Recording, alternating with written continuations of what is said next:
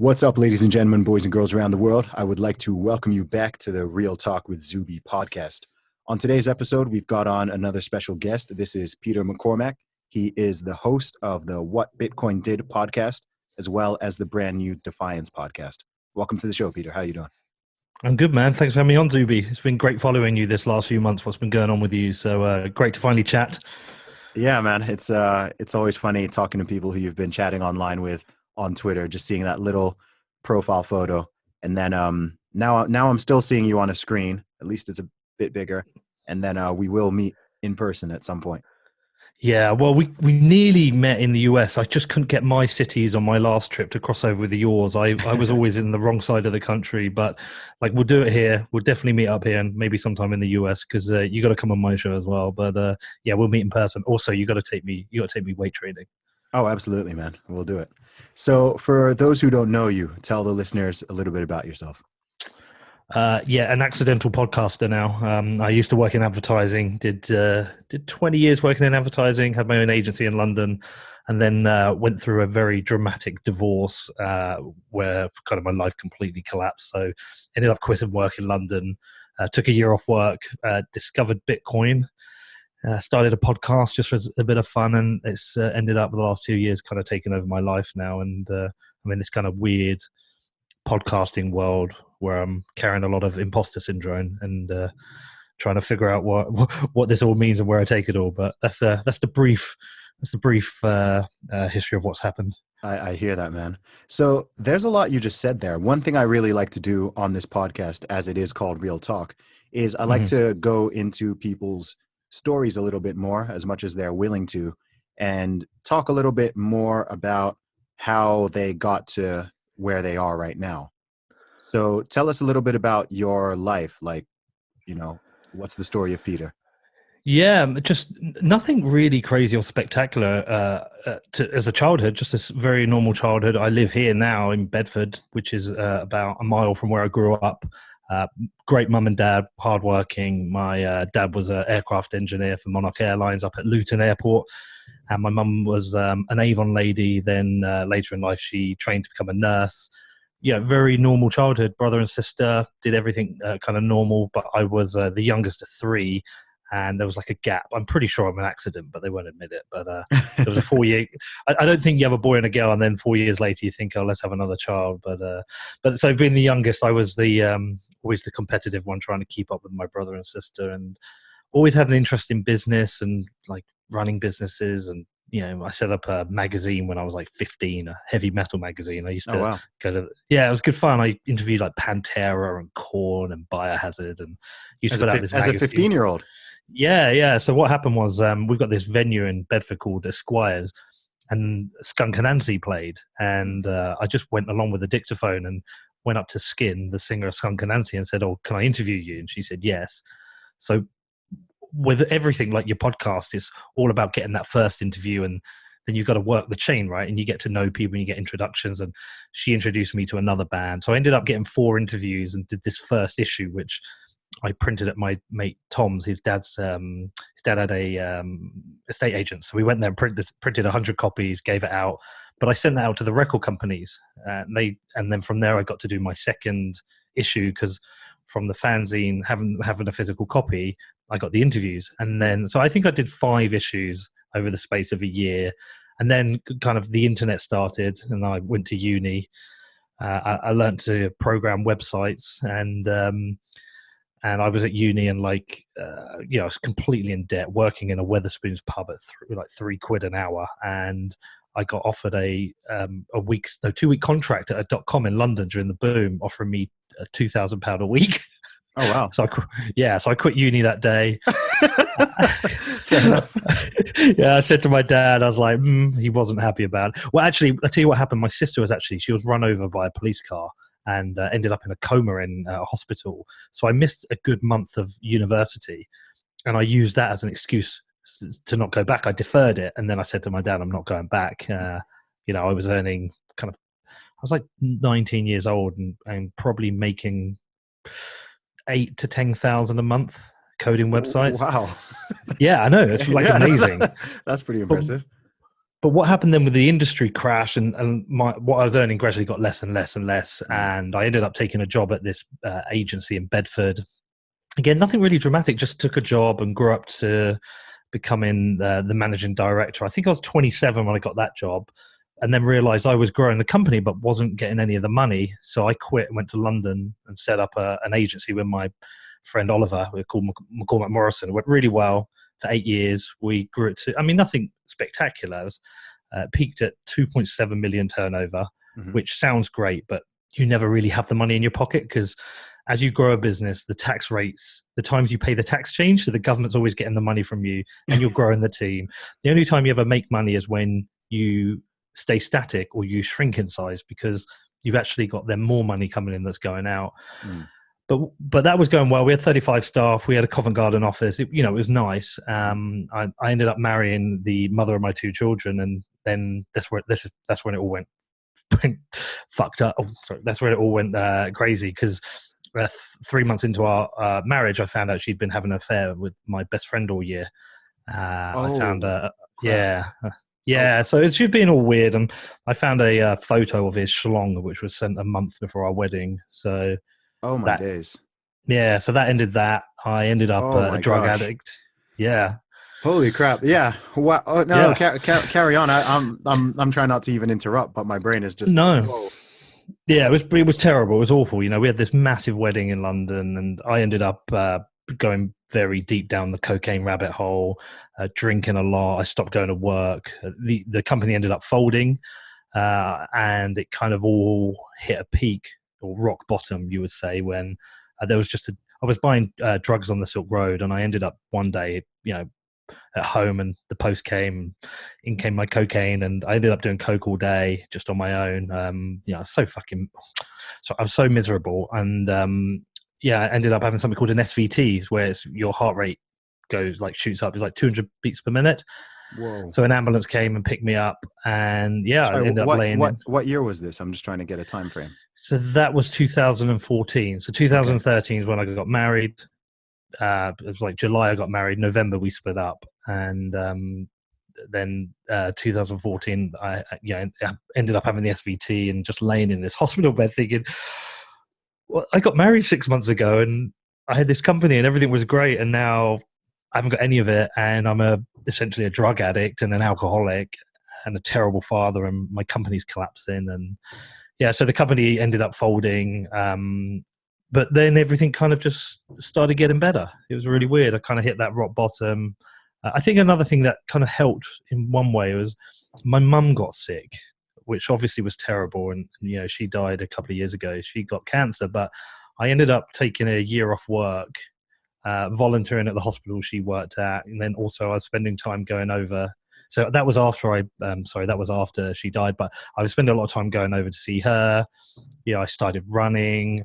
I went vegan. I was meditating. I was doing all the things just to get over the drugs, because the doctor wanted to put me on antidepressants, and I did a Google search and it said just yoga, meditation, and running. So that's what I did for a Mm. year and kind of fixed it all. And then the weird connection back to how this all kind of where I am now is when my mum was really sick. We wanted to get her cannabis oil as a treatment, which you obviously can't get in the UK. And I was chatting to my dad. I was like, "Well, Dad, I had that cocaine problem. Well, you get it with this stuff called Bitcoin. You buy it online." So I ended up buying her the treatment, rediscovering Bitcoin, and 2 years later, here I am.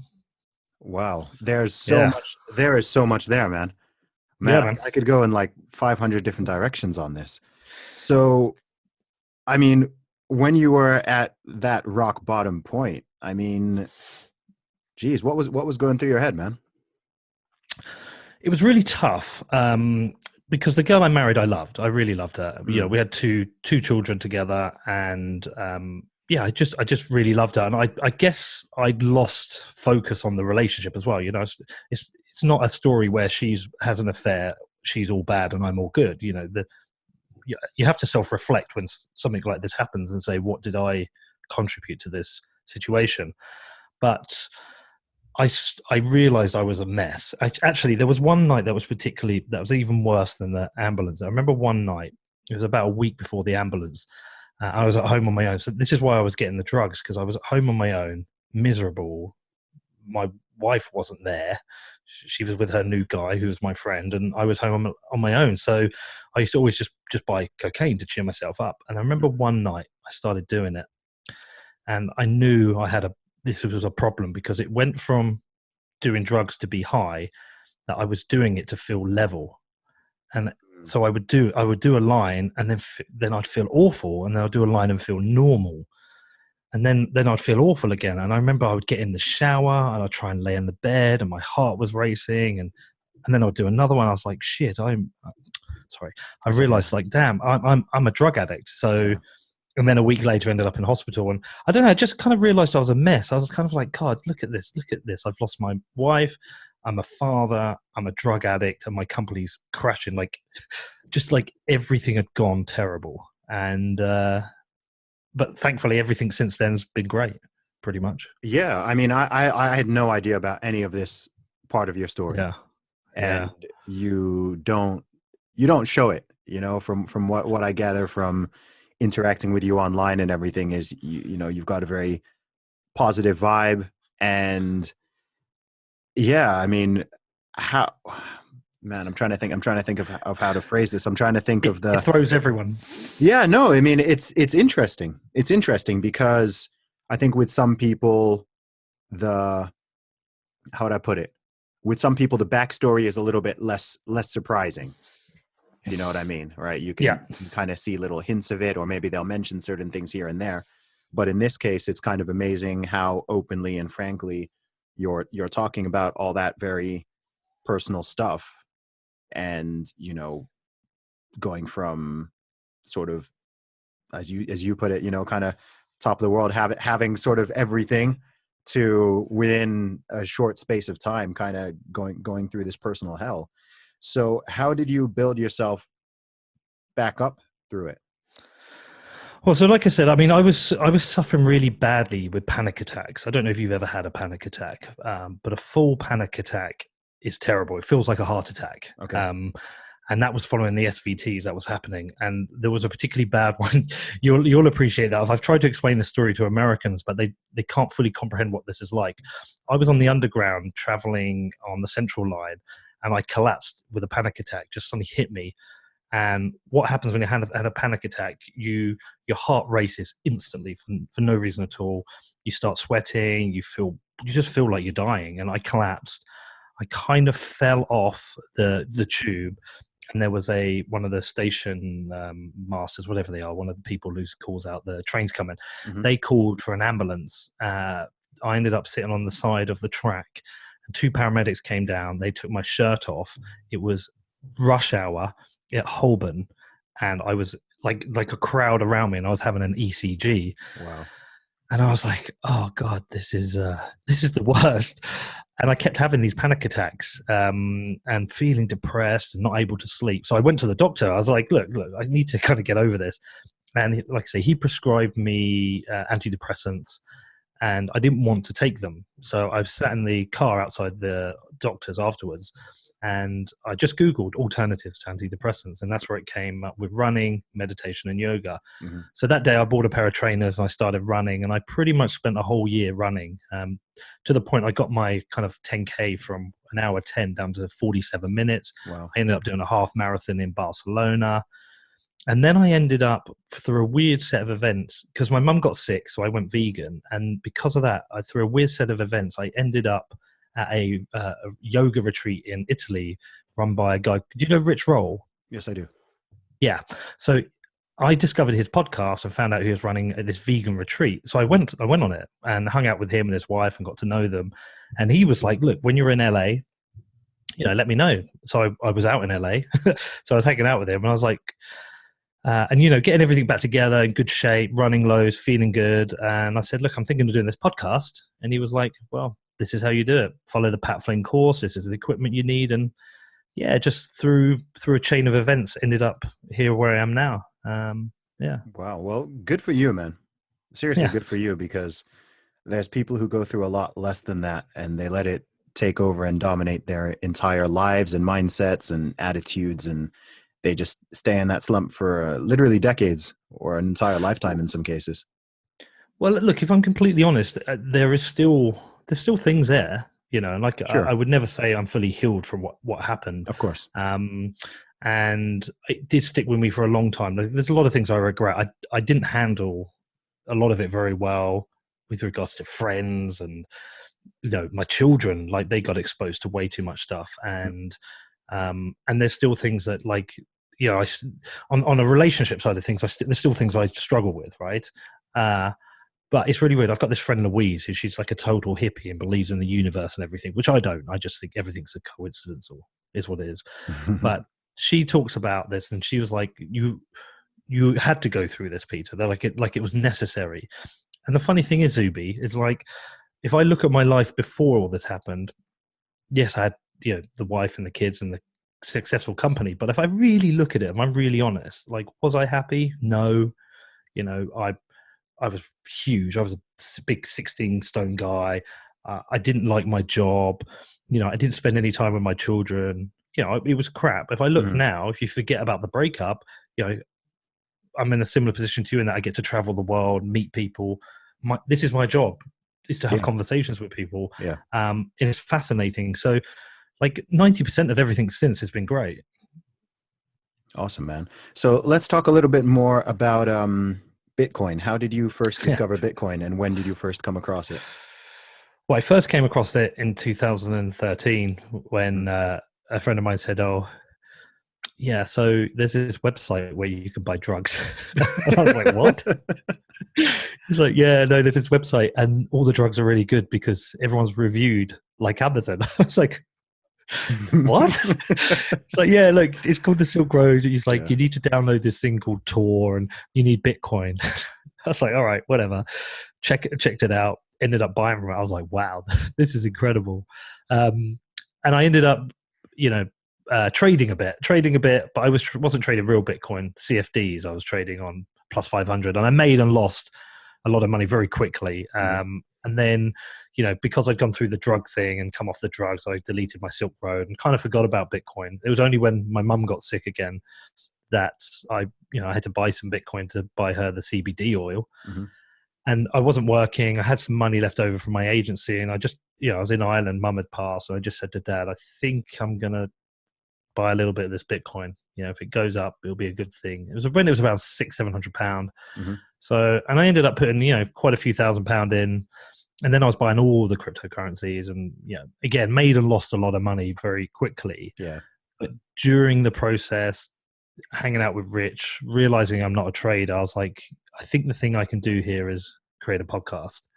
And that's been a very interesting journey. And over that time, I've gone from like somebody who was a trader to interested in all cryptocurrencies to now entirely focused on Bitcoin in the cryptocurrency world and expanding a little bit into kind of human rights and freedom.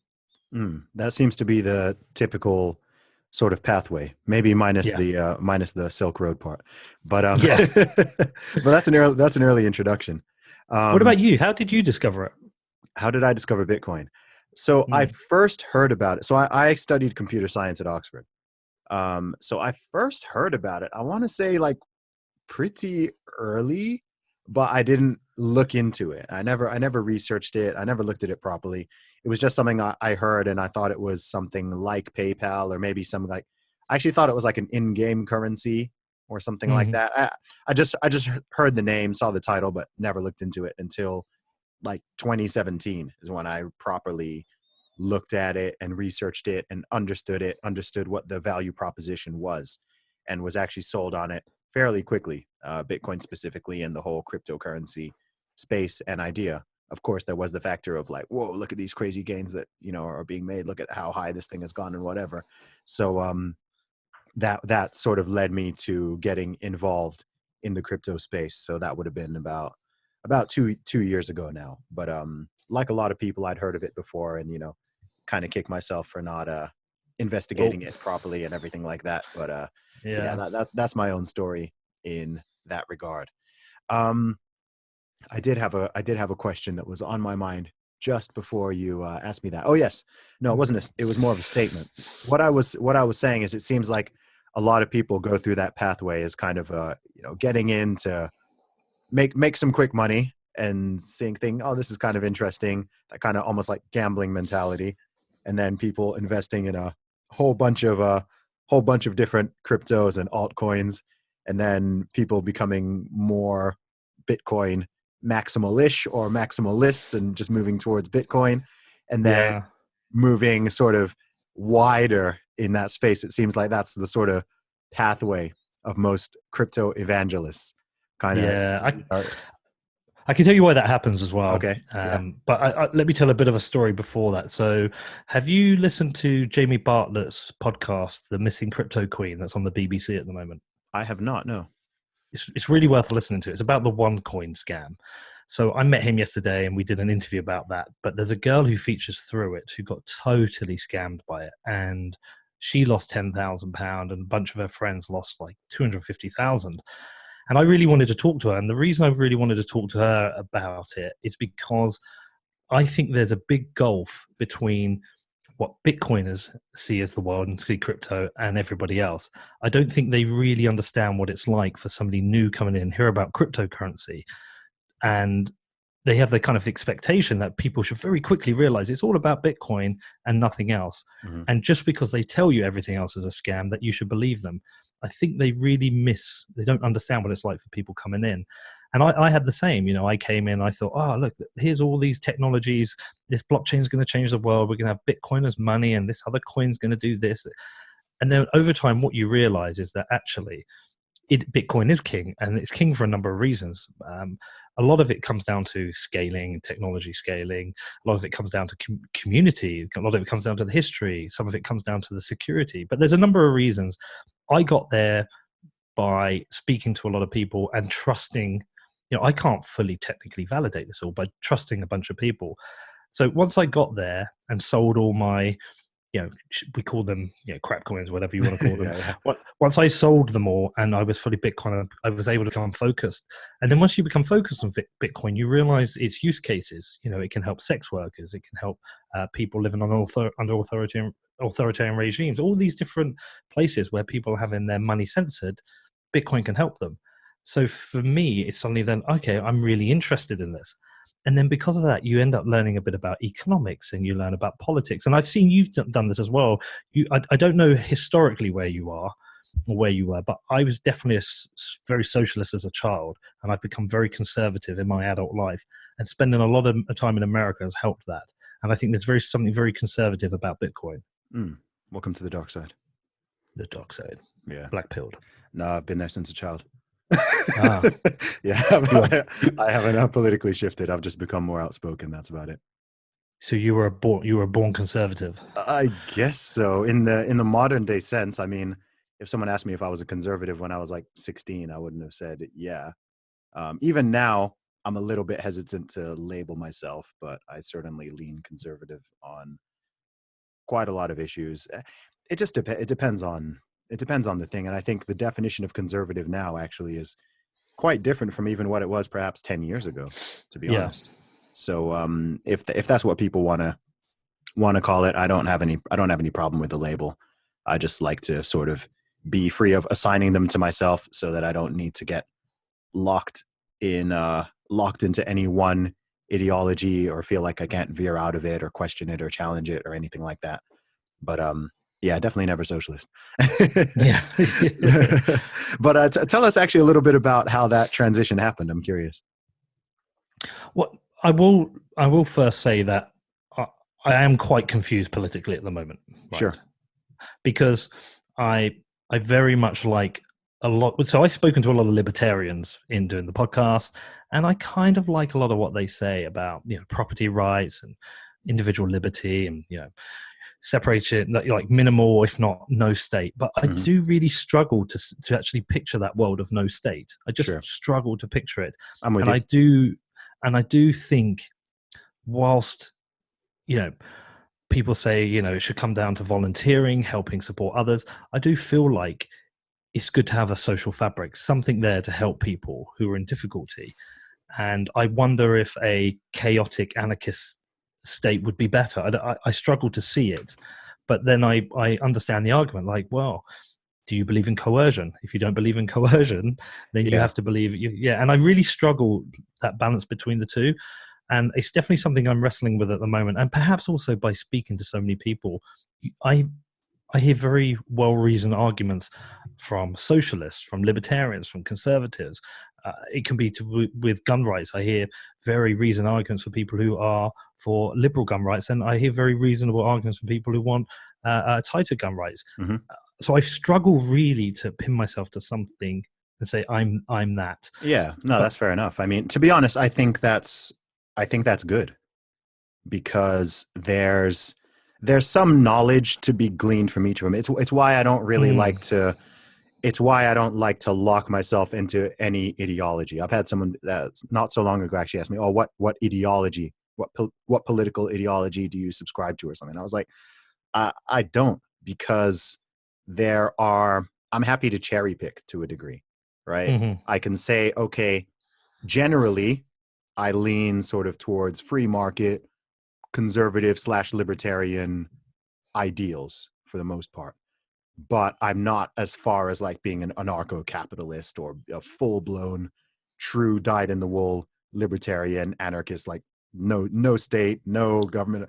burn it all And down. yeah, I don't go that way, because I don't know, I just think it becomes too religious and ideological, and you feel like no matter what, you have to stick to it.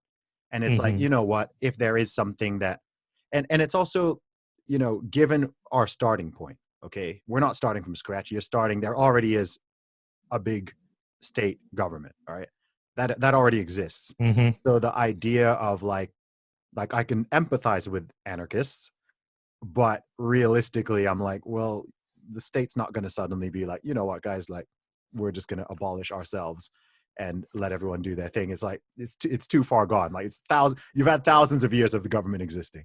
So I lean towards making it smaller and more narrow in terms of what it Hmm. may do, but in terms of abolishing it completely, I'm like, that's a pipe dream. Like I get the idea and the thinking and some of the logic and stuff behind it, although I do have some questions about how it actually works.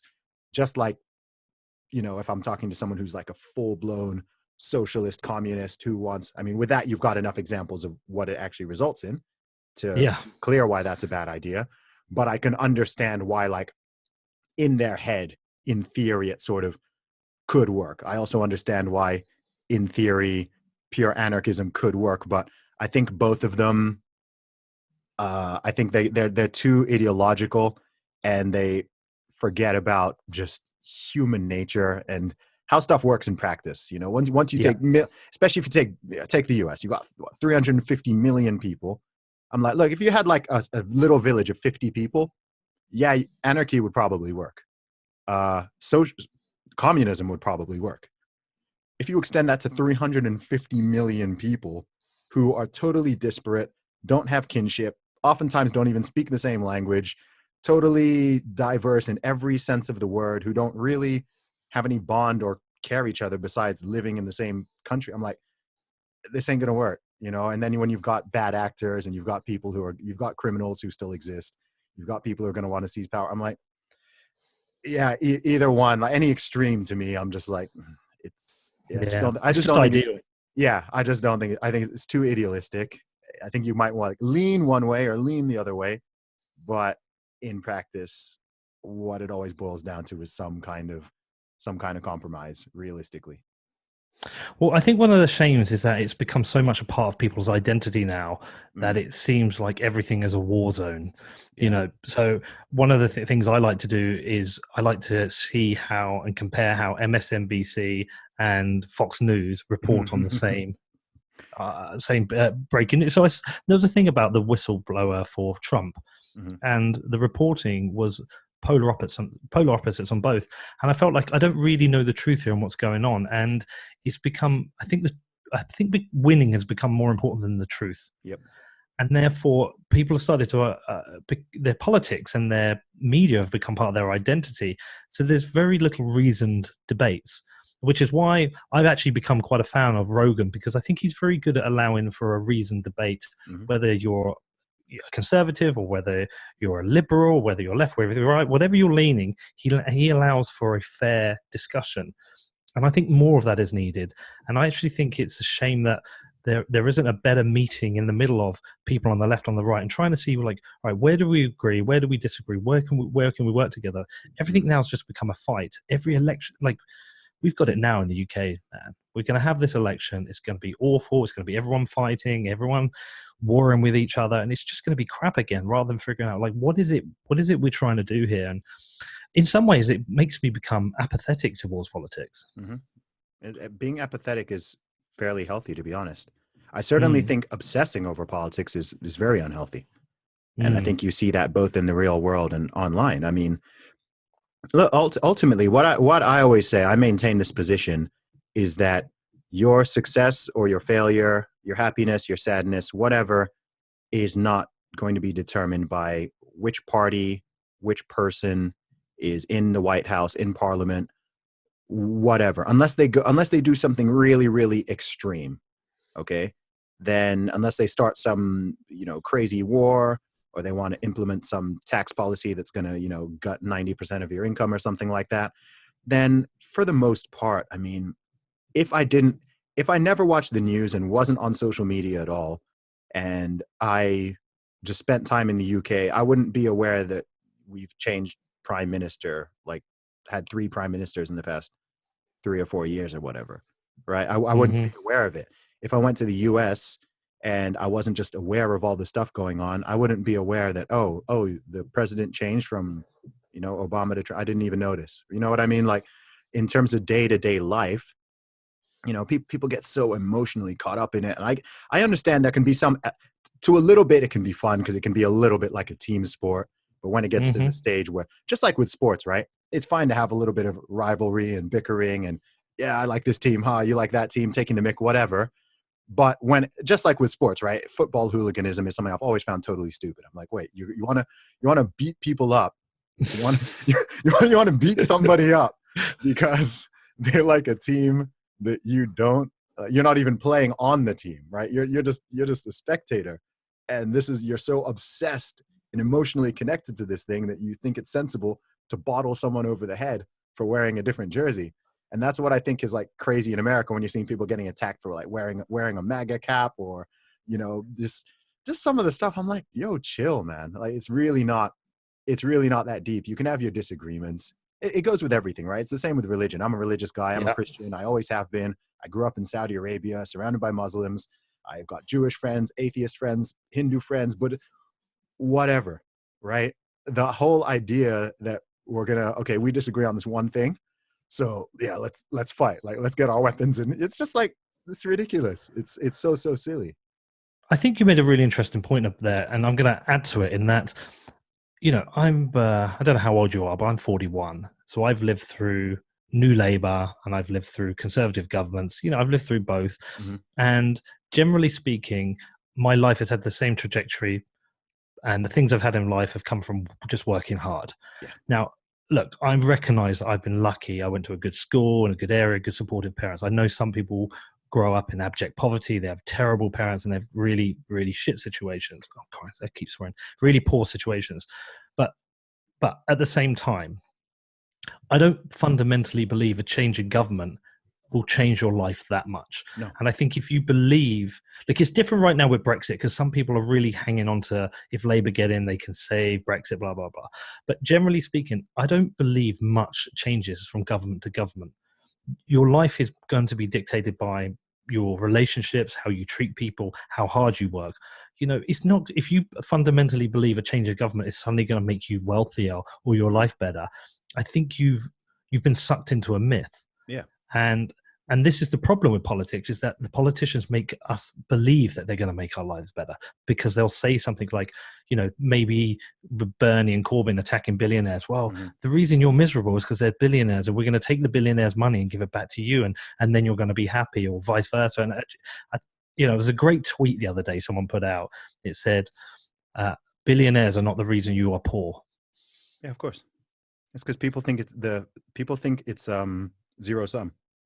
Yeah. You have people who don't understand basic economics, so they think that there's this idea that rich people are just hoarding all the money and everyone else would have it if so many people didn't.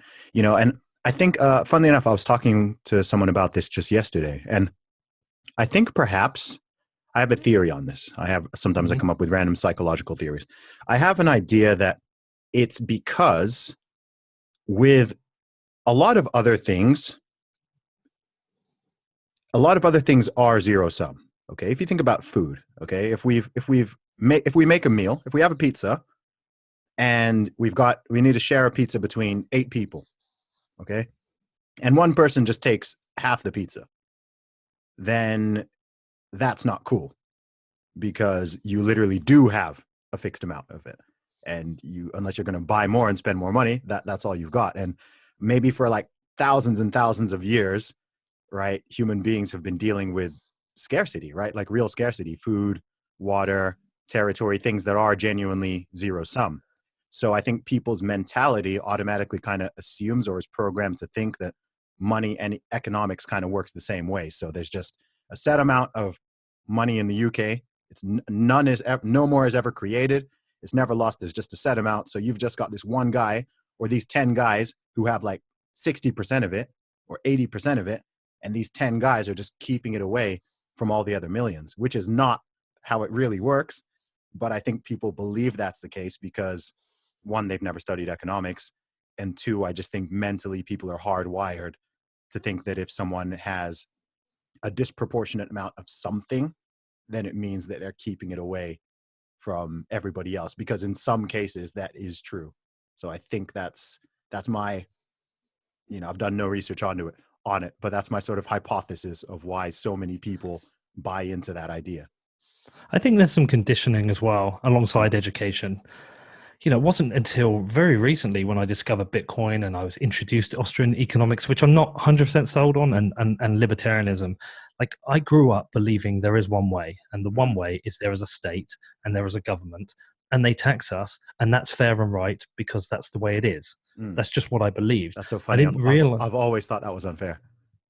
Well, Even as a kid. I've never liked it. Yeah, yeah. I mean, I always see my dad working hard and talking about paying tax, and didn't like it, but I just believe that's the way. That's just the way it is. You work and you pay tax, you contribute to society.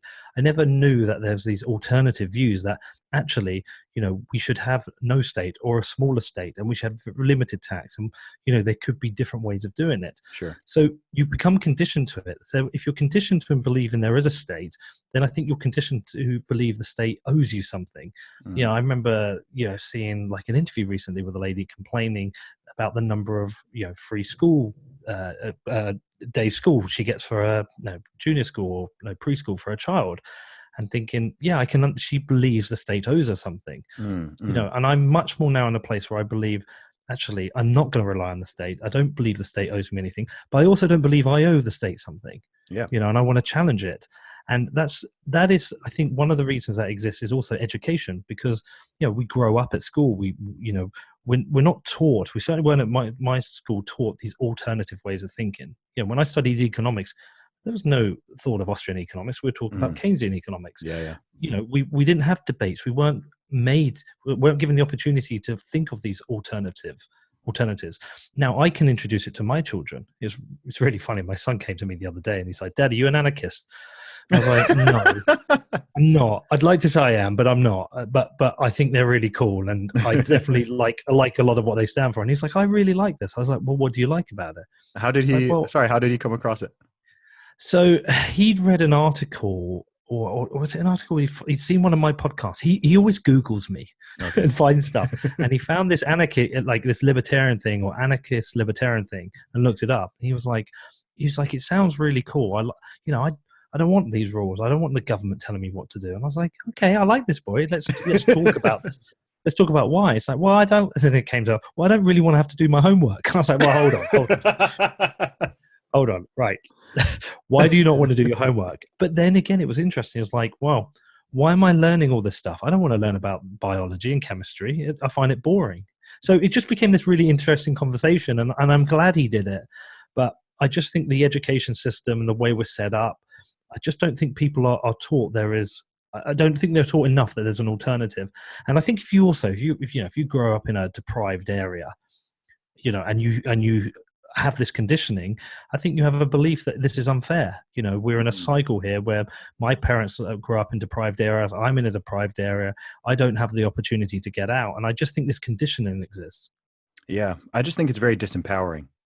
Yeah. I think it's so disempowering because as soon as you're looking for someone else or another entity to fix and solve your problems, then mentally you're going to be waiting for them to do it, and you're going to be feeling angry. You're going to be feeling entitled.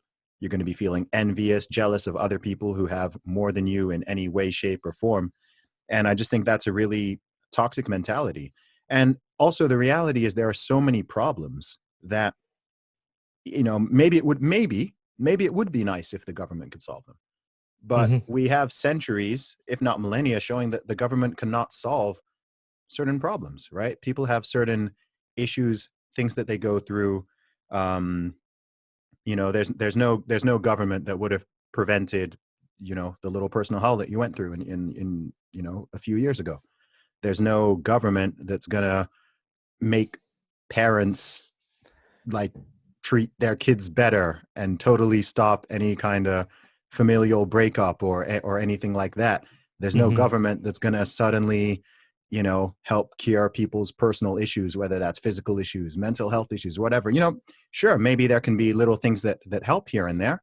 There can be services provided, there can be support provided. That can also be done through charity. That's very worth saying. But ultimately it's gonna come down to you, like. And I think people don't like hearing this, but I think there's nothing more empowering than realizing, man, look, your life is in your own hands. You don't get to choose where you start from. There's certain things that are going to be outside of your realm of control. If you get involved in a totally random accident or some random disease or ailment or something like that hits you, that's not your fault. But for 99% of cases, it's on you. And people don't like to hear that. But at the same time, it's like, yo, once you realize that, it's like, man, hey, okay, I can just do what I want. I can just make a podcast. I don't need permission. I don't need whatever there. Oh, I can just make a YouTube channel. I can just start a business. I can just start a clothing company, like whatever it is. People are sitting there waiting for someone to tell them it's okay to do something, waiting for some kind of permission. And I'm just like, yo, it's there. Look at the tools you have. Look at the smartphones we've got. You've got in your hand, in your pocket, you've got a supercomputer that's A got supercomputer, a yeah. supercomputer. You got supercomputer, HD video camera, high quality camera, internet device, GPS, communication device that you can reach billions of people just through your phone. Like, that is insane. I mean, imagine if someone knew that device could even exist like 20 years ago. People would be like, nah, there's no way on earth that. What do you mean in 20 years everyone's gonna have a supercomputer video camera in their pocket? It's nuts. Well, dude, when I did my fanzine when I was 15, I'm kind of trying to even remember if we had the internet. I don't think we even had the internet. I was about Mm. 15. Maybe it was just about, but I definitely wasn't using it. So what I used to do is I used to take a dictaphone and interview the person. I would then transcribe that into a word processor on an old Amiga computer. Wow. I would then have to print that out, but I'd have to line everything up and print the other side, and then I'd have to go to my friend's dad's estate agent to print the copies and sit Mhm. there all day printing. And then I had to fold them up and staple them. Right. Yep. If I'd have had what I had then, I could have literally just interviewed, click publish, and it's away. Yep. I could create a blog. Yep. So, you know, the tools that people have now there are incredible and amazing. One thing I do wonder though, and knowing the university you've went to and knowing my upbringing, like it's definitely a little bit more privileged. I wonder what the mindset is, and do we need to be a little bit more considerate for some people who have grown up in deprived area, or maybe they don't have advanced phone, or they don't even have they don't even think or realize they can do these things. Oh gosh, yeah. 'Cause there's I mean, look, you'll be as aware as I am. There's the major gang and knife problem in London. Hmm. What is the reason these people in these neighborhoods are getting drawn to gangs and getting sucked into this? Do we owe a sense of responsibility to try and help people in more disadvantaged positions? And is that the role of the state, or does that come down to being voluntary?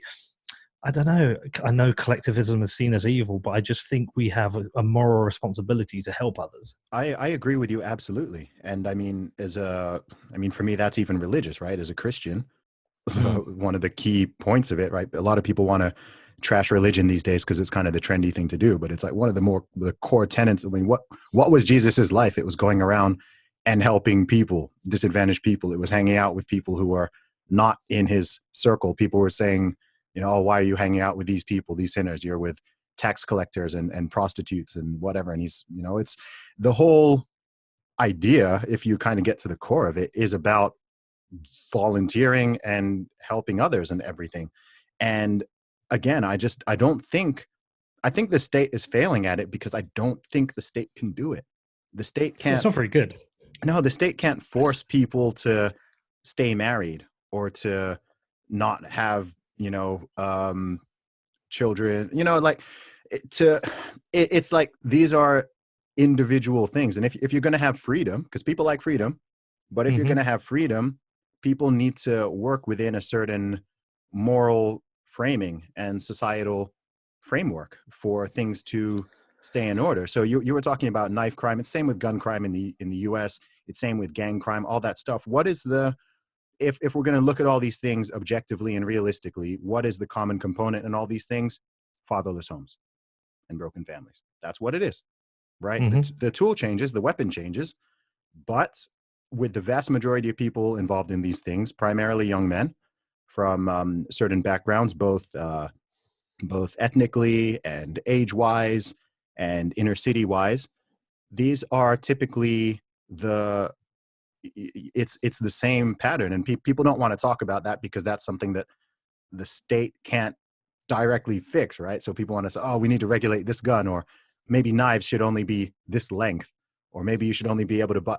And I'm like, look, the focus is on the tool. That's a distraction. Like, here's what I say. Here's what I say. You can quote me on this. I think people are looking for government level solutions for spiritual realm problems. Okay, big statement. That's what I think is going on, Hmm. right? When people, that's why nobody has an answer to these mass shootings in the U.S. Right? Joe Rogan will sit down and interview different politicians. Okay, what do we do about mass shootings? How do we reduce them? Nobody has a good answer, right? Hmm. A knife crime in UK. How do we do?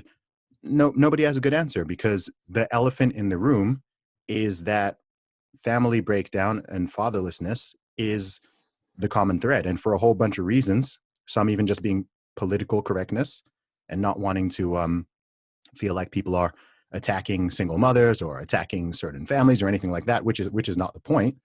But it's known that, I mean, in the US, the stat is something like, I mean, if a boy grows up without a father, he's something like, is it 13 times more likely to end up in prison? I mean, that's crazy, right? If there Mm. if there were any other factor that makes something 13 1,300% more likely, right? You'd be looking at that factor and going, okay, that's the one that we really need to talk Hmm. about, not how many bullets are in the magazine, right? It's like, come on, man. So I think until people kind of get really real about that and want to talk more about culture and societal fabric and morality and all that stuff, which is a hard conversation, right?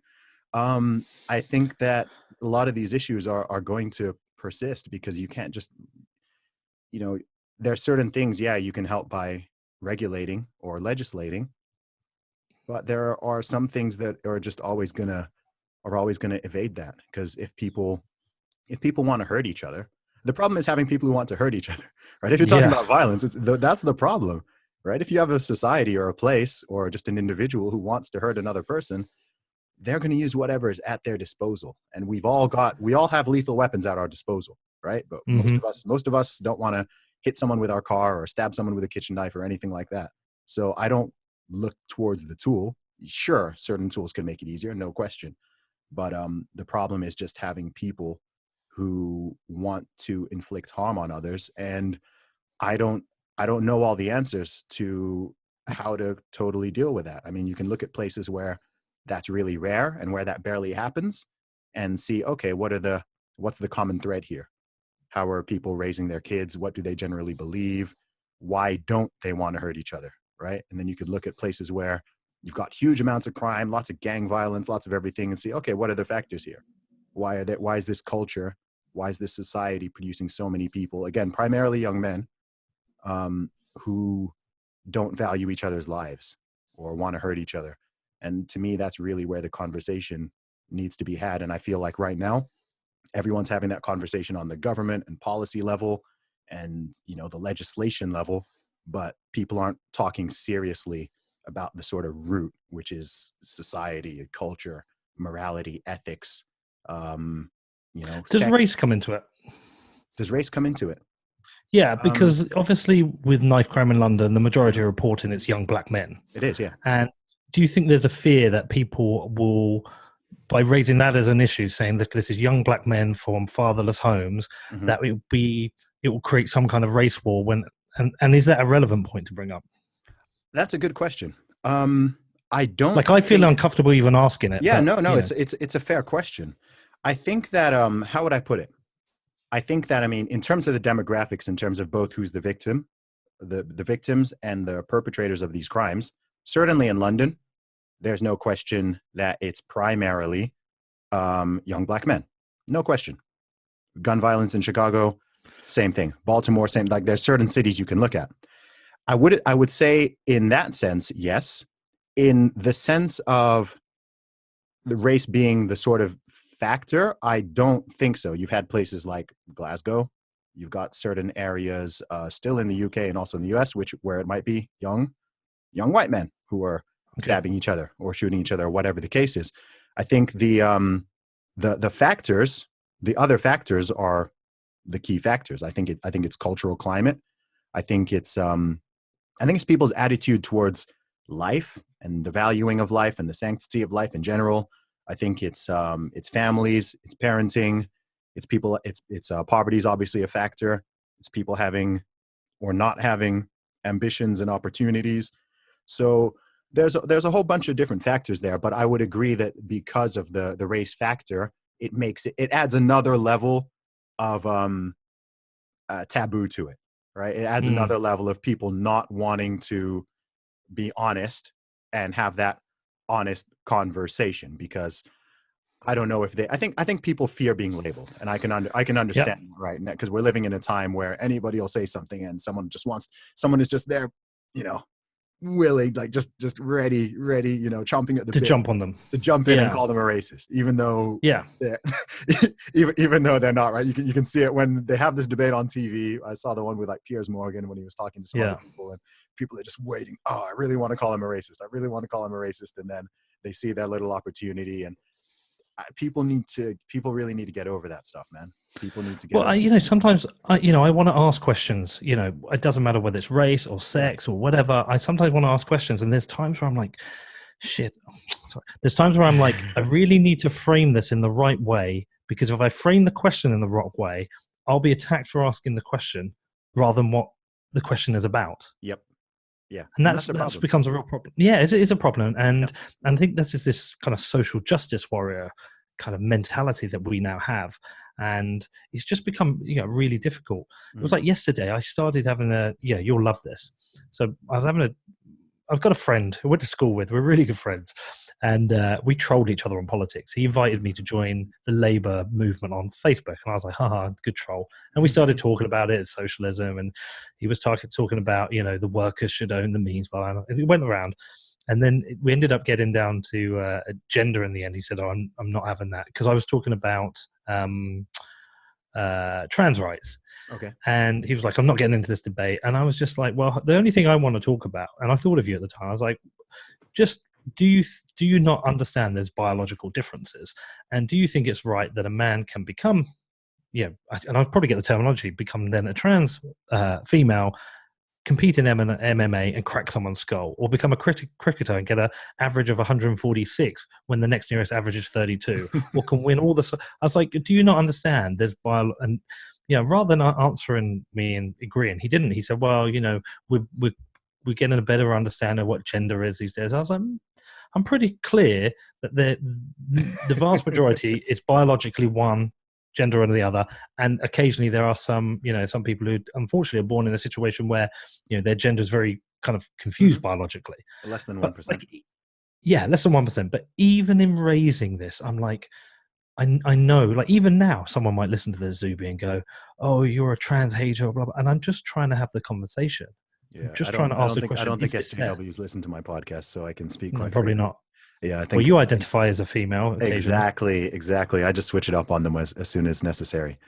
Yeah, but I mean, I'll be honest. This is one reason why it's easier for me, and like, how would I put it? I almost in a way prefer talking to, like, center to right leaning people in this day and age, just because you don't have to deal with all of this crap.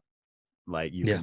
you can be more honest and frank and have open discussion without worrying about someone either getting offended or wanting to get offended on someone else's behalf, or whatever it is. Like, you don't need to tiptoe, walk around eggshells. And I'll tell you why.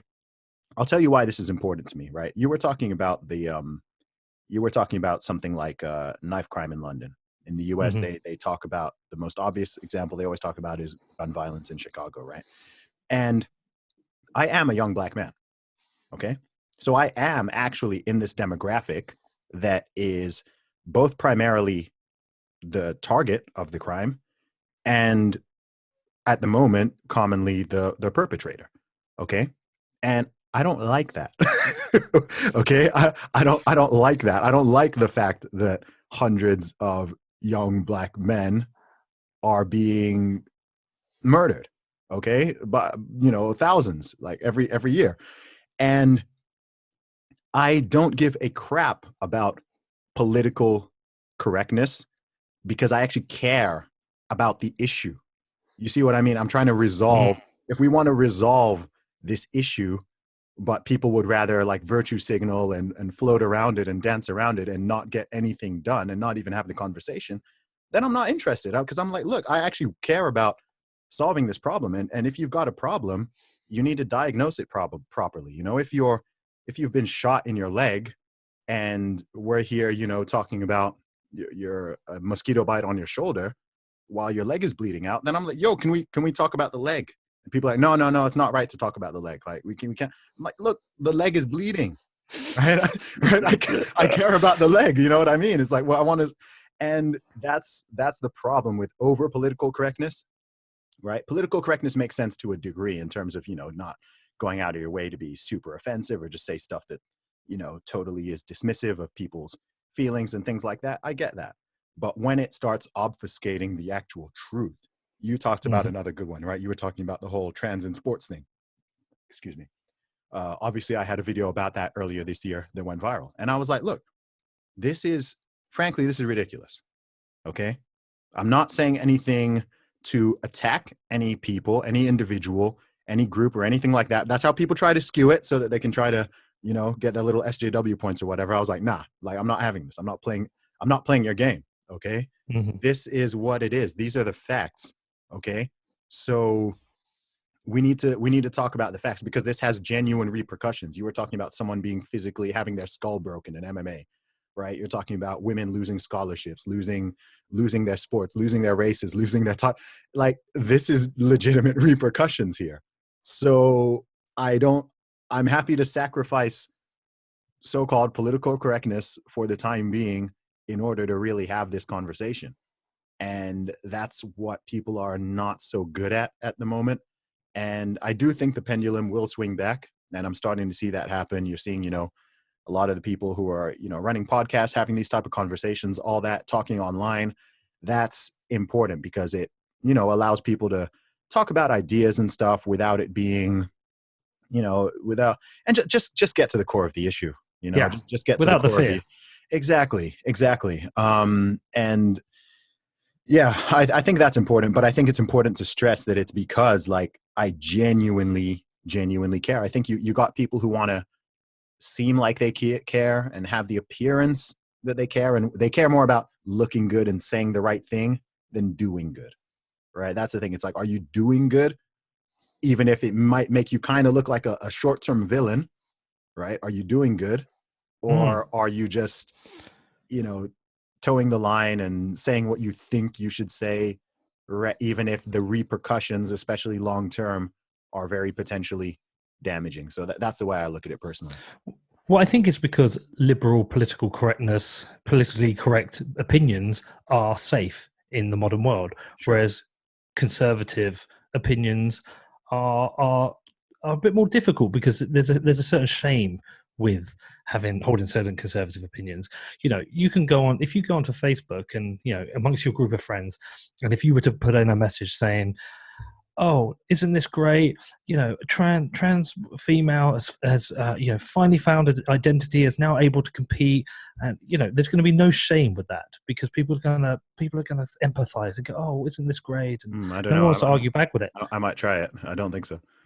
Well, what I've noticed over the last year, I've been putting out more kind of conservative posts on Facebook. Yeah. So I use Facebook as a research tool for my show, Yeah. and I really want to test people's opinions, and I've done it a lot around Brexit. My engagement on Facebook is gradually the trajectory is towards zero now because I think people are thinking. Like I put out I tell you what I put up today, just out of an interest, just a little test. I put billionaires are not the reason that people are living in poverty. Corbyn's class war and Marxist leanings are dangerous, right? Mm-hmm. I am trending towards zero. I think people are starting to think of me as as a Nazi, but I think these opinions are okay. Yeah. I think it's very, especially in UK. I think it's a lot easier to be conservative and public about that in the US. I think it's a lot harder in the UK. I don't know about that. I think Because the U.S. is more. I think the U.S. is a lot more polarized. Conservatives in the U.S. are more conservative than they are in the U.K. They are, but there is with the UK. If you're see in the US, you can be conservative and hardworking, whereas in the UK, if you're conservative, you're a Tory boy, and a Tory boy is a toff who's been very privileged his whole life. Then why do they all vote Labour? Yeah, don't know, man. This is the thing. It's like it doesn't. Yeah, I don't know, man. But I'm just me. I think it. To be honest, in your personal case, I'd imagine it's probably because you're someone who's more shifted politically. Yeah, I think so. So I think so obviously you'll be connected to a lot of people who might be more left leaning. To be honest, I'm connected to all sorts of people, but I've always been where I am. So I don't think there's that much like that I post that suddenly people are sort of like weirded out by or something. It's just like, okay, whether they agree or disagree, it's like, oh, that's Zuby, right? Like my friends already know what my views and opinions are on a lot of things. So you might get some healthy debate going, but that's why someone was saying, I can't remember which podcast I was on. Someone asked if I'm worried about getting canceled. And I'm like, I can't be canceled because my audience doesn't cancel people, right? That's not my audience. I never, even in my music, right, as a rapper, I never pandered to the social justice crowd. Never, right? So I didn't kind of build up my platform by pushing that kind of message and that attitude and stuff like that. So as a result, I don't need to fear putting my messages out there in a bold way because it's like, well, the people who already don't like me or are turned off by like they've gone away a long time ago. You see what I mean? Yeah. And anyone else who's still there, even if they don't agree with me, I've got tons of fans and supporters who don't agree with me on everything, and that's good. But those who are there, like they can deal with it, right? They're happy to have the conversation and the back and forth and whatever it is, and understand that it's not based in any kind of hatred or this is the thing, is people being able to understand that someone disagreeing with you or someone having a certain opinion, 99.9% of the time, it's not based in hatred or animosity or bigotry or anything like that. It's just a different opinion, right? People have different personalities. People grew up in different ways. People have different ways of looking at the world. People even have different ways of interpreting the data, right? You get a lot of people like, oh, if you disagree with me, it's because you're not educated or you haven't read a certain book or something. And I'm like, no, I've read the same books you have, actually. Sometimes people will say, oh, you need to read this book. And I'm like, I've read it, right?